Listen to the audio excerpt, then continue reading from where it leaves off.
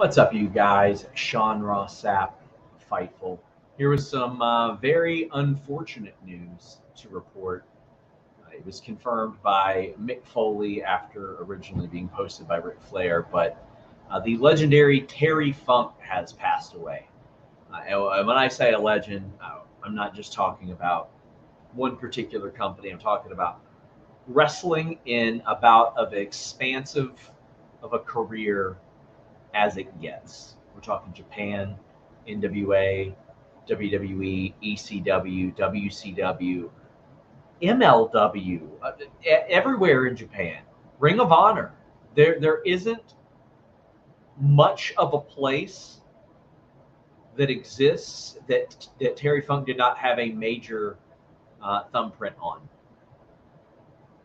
And this is obviously unfortunate. We had seen and heard about his health declining for years and years, but what a special performer and a human being.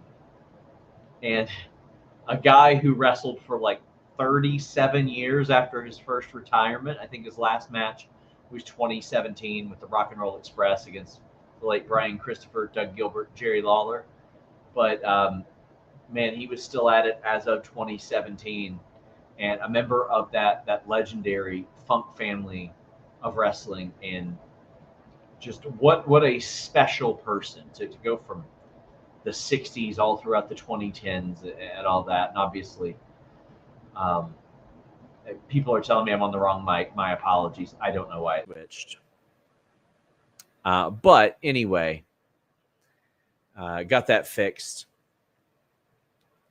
It's a situation that is obviously tragic and unfortunate, and we were very, very fortunate to have so much time with Terry Funk. We were fortunate to have been able to share so many memories, and that he shared so much of his talent well beyond a point in which he should have or should have needed to or should have wanted to, for that matter. Man, Terry Funk is about as important as it gets to the all-encompassing nature of what pro wrestling is.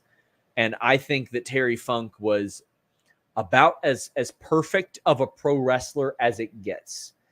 Convincing, effective, entertaining, knowledgeable.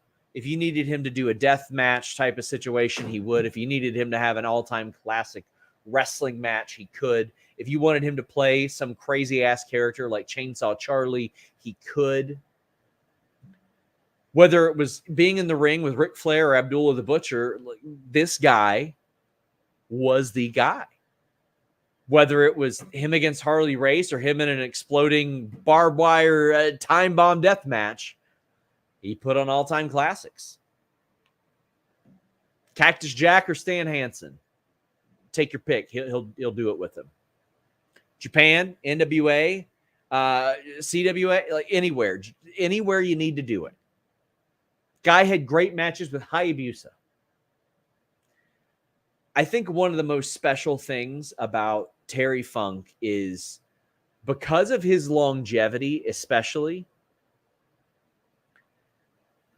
depending on your age group or generation, you might have a different view or different remembrance or different identification with a set of accolades, achievements, or moments than somebody else. So if you grew up in the 80s, forget that. Well, let's take it back to the 60s. The 60s. So if you grew up in the 60s or the 70s, well, you're looking back and you're like, oh, yeah, Terry Funk. I remember him back in Florida and Texas and Missouri and all that stuff.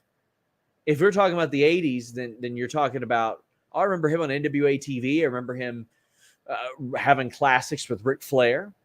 If it's the 90s, you might be like, oh, Chainsaw Charlie? WWF Chainsaw Charlie? If you're from a completely different continent, you're like, oh, yeah, of course I remember him in All Japan doing the damn thing. Say you're in the 80s and you remember his WWF run. Well, that got covered too. Or maybe you just said to hell with WCW and WWF. Oh, I remember the guy that helped make ECW a thing and helped put it on the map. Incredible. Incredible career and incredible life. We have some people that are sharing memories. Alexander Fitzgerald. And by the way, any super chats that we get here are going to be donated to a worthy cause. Alex Fitzgerald said the first 2 matches I ever saw of Terry Funk was the triple threat match at ECW Barely Legal and the empty arena match with Jerry Lawler. He had some good interactions with Lawler for sure. Thomas says the words icon and legend are thrown around so much these days it can lose meaning, but if one man deserved those accolades, it was Terry Funk. I often preach versatility in wrestling and wrestling media, any number of those things. It is so important to be able to do so many different things well. And he could do so many different things well. I mean, the moonsault, we're not going to act like it was beautiful, but he did one in ECW, and it was a big moment that everybody remembers and nobody's going to forget. I want to share some of the thoughts that were put out there by Ric Flair and Mick Foley, because honestly, without Mick Foley's tweet, we probably wouldn't have been doing this right now, because he mentioned that he did speak with Terry Funk's family about this. But Ric Flair said, in my entire life, I've never met a guy who worked harder. Terry Funk was a great wrestler, entertainer, and unbelievably fearless, and a great friend. Rest in peace, my friend Terry Funk, knowing that no one will ever replace you in the world of professional wrestling. Mick Foley, who very clearly long had a close and important relationship with Terry Funk, says, Terry Funk is gone. I just talked to Terry's daughter, Brandy, who gave me the awful news. He's my mentor, my idol, one of the closest friends. He was the greatest wrestler I ever saw. If you get the chance, look up a Terry Funk match or Terry Funk promo and give thanks. I mean, he also said there will never be another one like him. May God bless Terry, his friends, his family, everyone who loved him. R.I.P., my dear friend. It was an honor to know you. Give thanks to this incredible man who gave so much for so long to so many. If you go back and watch the Mick Foley match with The Undertaker, and you see the spot that supposedly wasn't supposed to happen, which is the choke slam through the cage to the mat, you see Terry Funk just slide right in and immediately check on Mick Foley. And man, that is love, my friends. That is loving the person who you're supposed to be looking out for, helping, mentoring, all that. Riley Walker says, Terry Funk forever. I'm 20 and first discovered Terry when COVID started. 90s feud with Flair, Steamboat, and FMW bouts are what I think of. Do any of y'all have any favorite Terry Funk matches? Because there are some all-timers. And again, that is part of the beauty of it, is that there are so many great matches that are so different. Like the ones of Flair in 89, of course. Stan Hansen, early 80s, All Japan, cool. He had a ton of great ones with Jerry Lawler. He had good tag matches with Dory as well, against Stan Hansen and Terry Gordy, against Abdullah and the Sheik, against Hoffman and Billy Robinson. You all know I got a soft spot for him too. But also, there was the stuff in the mid-90s as well, where he's doing those matches with Hayabusa and Masato Tanaka before anybody in America knew who Masato Tanaka was in his feud with Mike Awesome.